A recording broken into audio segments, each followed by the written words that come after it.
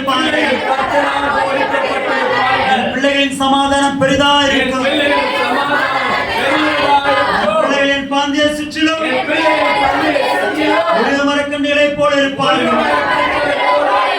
பிள்ளைகளின் பிள்ளைகளையும் பிள்ளைகளுக்கு உண்டாம் சமாதானத்தையும் காண்பே.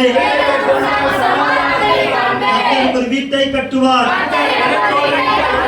வீடு சகல வசூல நிரம்பி இருக்கும். வீட்டாரும் கத்திரியே செழிப்போம். ஜகத்துக்குள்ளே சமாதானம், அரண்மனைக்குள்ளே சுகம் இருக்கும்.